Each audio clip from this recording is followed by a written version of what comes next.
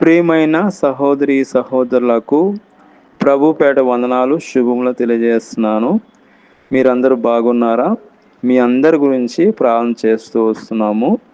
మీరు ఎవరైనా కొత్తగా ఛానల్ చూస్తున్నట్లయితే దయచేసి సబ్స్క్రైబ్ చేసుకోండి. అదేవిధంగా ఇతరులకు కూడా తెలియజేయండి. ఈరోజు మనం దేవుని వాక్యంలోంచి చూసుకున్నట్లయితే, నీ దేవుడైన యెహోవా భూమి మీద ఉన్న సమస్త జన్మ కంటే నిన్ను హెచ్చించును. రెఫరెన్స్ చూసుకున్నట్లయితే ద్వితీయోపదేశ కాండము 28వ అధ్యాయము 1వ వచనంలో రాయబడినది.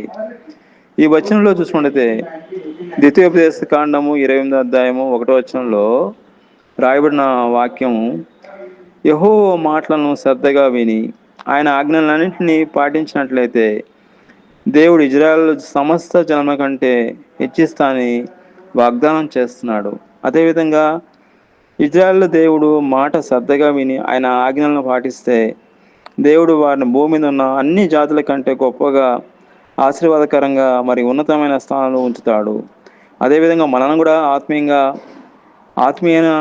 ఆత్మీయమైన ఇజ్రాయెల్ మనం కూడా దేవుడు ఉన్నతంగా అత్యున్నతంగా మనల్ని ఆశ్రయిస్తాడు. ఎప్పుడైతే ఆయన మాట విని ఆయన మాట ప్రకారం నడుచుకుంటే దేవుడు మనల్ని అత్యున్నతంగా ఆశ్రయిస్తాడు. కాబట్టి మనం చూసుకుంటే రెఫరెన్స్లు చూసుకుంటే ద్వితీయోపదేశ కాండము 26వ అధ్యాయము 19వ వచనంలో చూసుకుంటే ఆయన కీర్తిని నామమునకు ఘనతను భూమి మీద ఉన్న తమ చేసిన సమస్త జన్మ కంటే నేను హెచ్చించినట్లు చేస్తాడు. అదేవిధంగా ద్వితీయోపదేశ కాండము 15వ అధ్యాయము 6వ వచనంలో చూసుకుంటే నీ దేవుడు యెహోవా తాను నీకు చెప్పినట్లుగా నిన్ను ఆశ్రయించును గనక నీవు అనేక జనములకు అప్పు చేదు కానీ అప్పు చేయవు. కాబట్టి దేవుని వాక్యం మనం చూసుకుంటే నీ దేవుడు యెహోవా భూమి మీద ఉన్న సమస్త జన్మ కంటే నిన్ను హెచ్చించును. హెచ్చింపు మనుషులు ఇవ్వలేరు, కానీ అది దేవుడే మనల్ని హెచ్చించాలి. దేవుడే మనల్ని ఉన్నతమైన స్థానంలో తీసుకెళ్ళాలి. అదేవిధంగా మనం చూసుకుంటే హెచ్చింపు కలిగిన వాళ్ళు బైబిల్లో మనం చూసుకుంటే దానియేలు గురించి మనం చూసుకున్నాం. అన్ని దేశమైన బబులోనులోను నమ్మకంగా ఉన్నందుకు ప్రధానులందరికంటే పైగా హెచ్చించబడ్డాడు దానియేలు.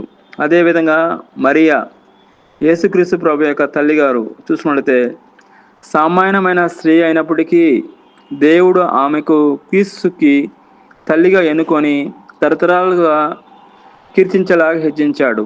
కాబట్టి మరియమ్మ కూడా ఆమె ఎంతో ఉన్నతంగా దీవించబడినట్లు మనం చూస్తున్నాము.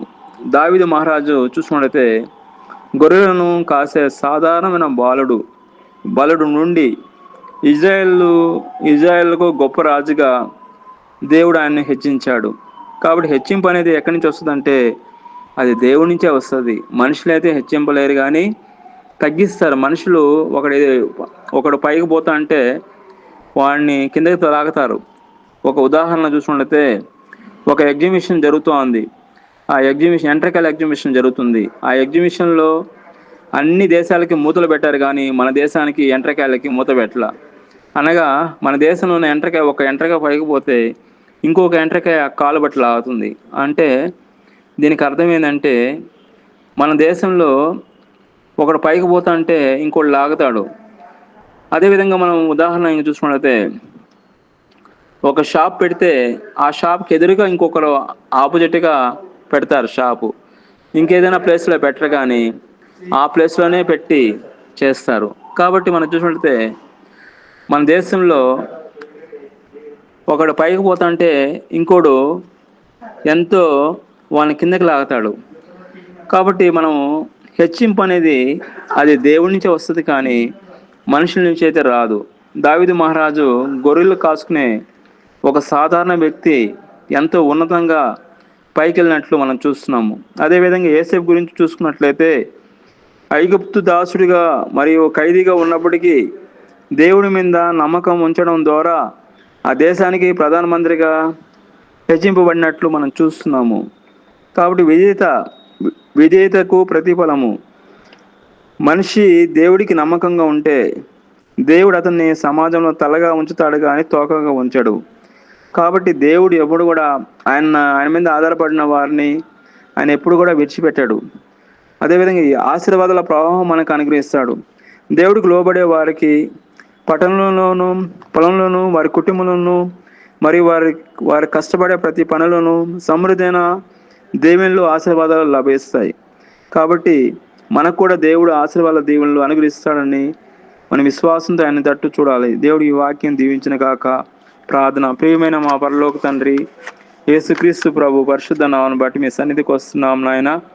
మీ వాక్యం ద్వారా మాట్లాడిన విధానం బట్టి మీకు స్తోత్రం. మీ వాక్యానుసారంగా జీవించే కృపను దయచేయమని ప్రభువైన యేసుక్రీస్తు నామములో ప్రార్థన చేస్తున్నాం తండ్రి.